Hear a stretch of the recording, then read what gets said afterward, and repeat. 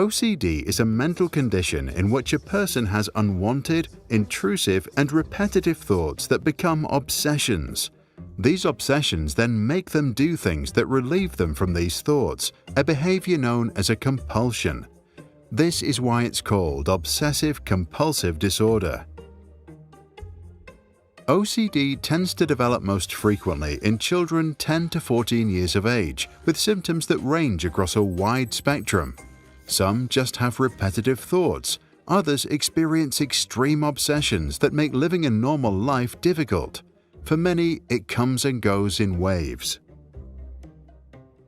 Symptoms of OCD are often grouped into 4 factors: symmetry, forbidden thoughts, cleaning, and hoarding. Some might experience other symptoms, and still others a mix of multiple factors.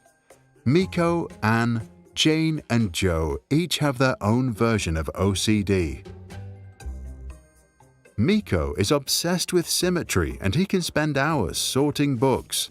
And whenever he enters his library, he has to leave it the exact way that he came in, backward. Anne began having forbidden negative thoughts after she lost her mum. Ever since, she's constantly afraid that others around her might die, including herself. Her forbidden thoughts can strike at any time. Her heart starts pounding and a terrifying image crosses her mind. To make them go away, she starts biting her nails until they bleed. Jane is obsessed with cleanliness and gets anxious when things appear dirty. She washes her hands like 50 times a day, and when she's done, she washes the soap too, because in her world everything is covered in germs, especially the things she touches. Joe is constantly thinking about losing things, and to relieve his anxiety, he begins hoarding. When leaving his house, he checks the lock on the door again and again.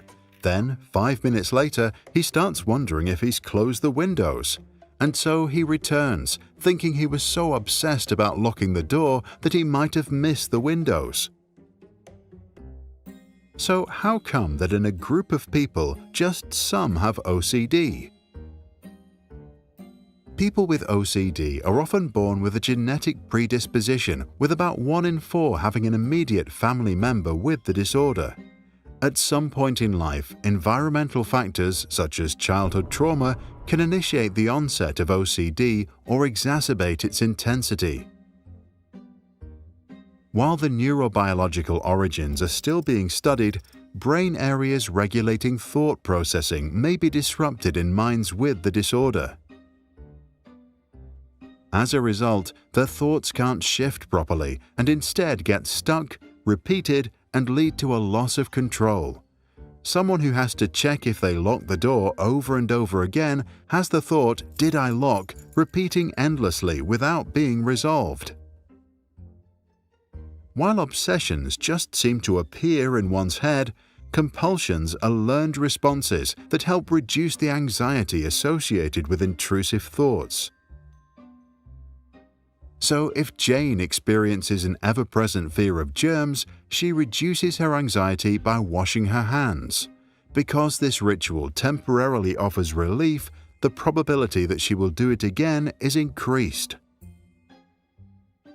Once the OCD cycle is established, obsessions lead to anxiety, which triggers the compulsion that brings the relief, and then it starts again.